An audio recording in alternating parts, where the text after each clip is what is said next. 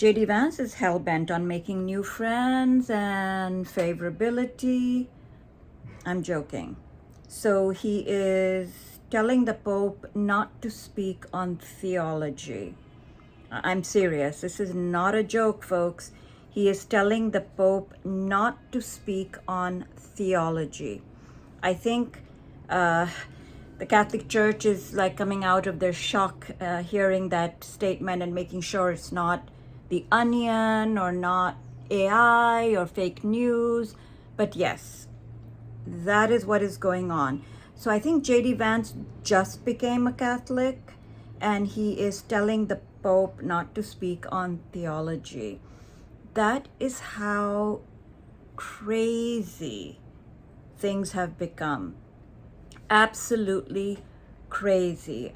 I don't know how he thinks he's going to run for president in 2028 by attacking the Pope. So he's not only pissing off Catholics, he's pissing off a lot of Christians and Muslims and generally everybody else. So his unfavorability is now even larger than before.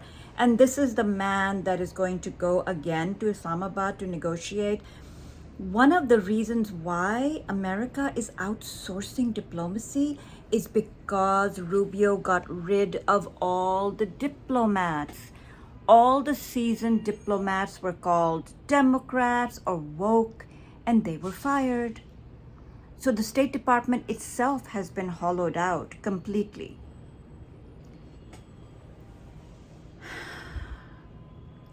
As I was mentioning yesterday, there is this real sea change in American politics. Yesterday, Bernie Sanders put forth a resolution to stop all military aid to Israel. Not only that, but to stop the delivery of bulldozers. Yes, bulldozers to the Israeli military. Why? Because they are using bulldozers to bulldoze people's homes in the West Bank, in Gaza, in Lebanon. They're also using bulldozers to bulldoze human beings. They're using bulldozers as a weapon of terror against civilians, against Palestinian civilians. If you recall, many years ago, Rachel Corrie was mowed down by a bulldozer as she was trying to stop the demolition of a Palestinian home. And much of the political establishment in America blamed her, tried to dismiss her, and to blemish her name. An American citizen, a young woman from the US. So, what happened yesterday in the Senate? Bernie Sanders put forth that resolution, and 40 out of 47 senators voted for it. The second, that was the bulldozer resolution. The second resolution was about weapons.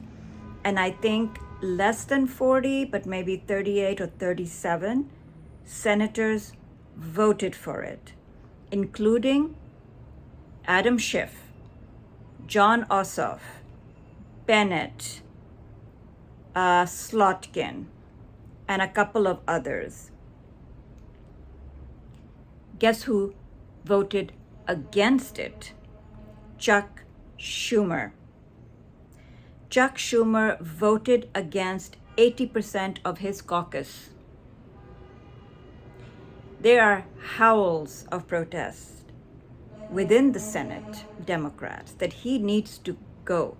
Remember what he said, that his primary job was to make sure that the Democrats stayed in line to support Israel and to continue the flow of aid to Israel. That's not how the Democratic voters see it. And these 40 senators from all over the country are responding to their constituents' wishes.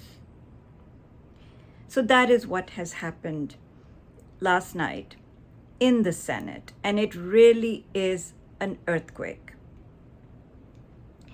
AIPAC's main goal has been that never, ever, ever should aid to Israel be questioned no matter what. And they were pretty successful in the Gaza genocide in making sure that Israel was plied with weapons, plied with bulldozers, plied with everything they needed to commit genocide. We're back in Lebanon again, where today the IDF has massacred paramedics, has attacked and burnt a hospital, and has blown up a school. They are making Southern Lebanon into Gaza, making it unlivable. They think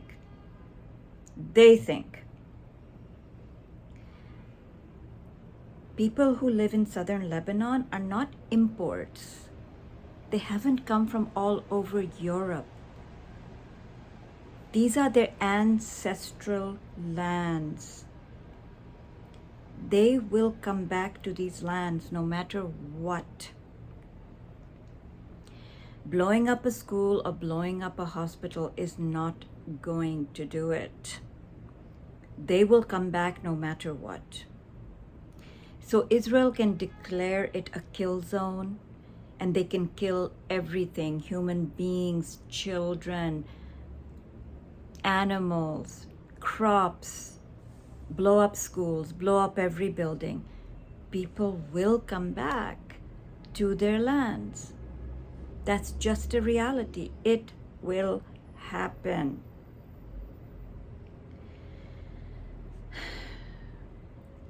The Field Marshal of the Pakistan military is back in his talks today. So it's interesting if we look at his garb. So he arrived in full military uniform, but his meeting with the foreign minister and the foreign ministry officials was in civilian clothing. Today he met with Qalibaf in military clothing. To me, that signals that not only was he meeting with Qalibaf, but he was also meeting with somebody who represents the IRGC, which is the military and security wing of the Iranian government. And therefore, he was in military garb, and he was probably negotiating terms that were related to the military and military operations, probably regarding the Strait of Hormuz. And possibly, I'm just conjecturing, cooperation by Pakistan on patrolling and securing the Strait of Hormuz. Once again, Iran has reiterated that they will not abandon Lebanon, and that Lebanon must be part of the negotiations and the ceasefire. So Trump is saying that Netanyahu is speaking to the president of Lebanon, but the Lebanese are saying they know nothing about it. But meanwhile, they are decimating everything that moves in southern Lebanon. So this is an old age trick. They're talking about a potential ceasefire. Meanwhile, reality on the ground is very, very different. Israel continues to make ceasefire negotiations impossible. And as I've been saying all along, they do not want to allow the US to de-escalate. We shall see what happens. The Prime Minister of Pakistan is in Qatar today for talks. Turkey is saying that they're creating some sort of a quad for security purposes. So Turkey, Egypt, Saudi Arabia, and possibly Qatar. So here I would have to agree with Wali Nasser. The GCC is definitely splitting. Pakistan has been forced to pay a huge loan to the UAE, which they have done. But guess who stepped in? Saudi Arabia just deposited $2 billion into the State Bank of Pakistan. So just the posture towards Pakistan will give everybody a sense of where these alignments are going. So talks are continuing in Iran. The Prime Minister of Pakistan is in Qatar. Israel and the IDF continue to decimate Lebanon. They continue to use the Gaza model of barbarism. Meanwhile, nothing coming out of the White House can be believed. And as we can see, the reality on the ground is Israel is losing support in America at every level. And finally, the political class, at least in the Democrat side, is having to respond to their constituents. So that is what is happening this morning. Let us see what the day brings to us. I think the full court press is to extend the ceasefire. Oh yes, the American Navy is making all sorts of announcements on the blockade, and it seems that today's announcement is targeted at China, because what they have said explicitly is no matter what the origin of the ships are, they have the right to board them, to check them, to block them, and China is saying nothing doing. The Chinese Foreign Ministry is making it very clear that they will consider these hostile acts and they will not stand for it. So if Trump wants to go to war with China, that's a whole different thing, because the Navy is saying they will actually use military force against ships. So that is escalating the issue with China, because Iran imports its oil mostly to China. So how is this going to play out? Let us see.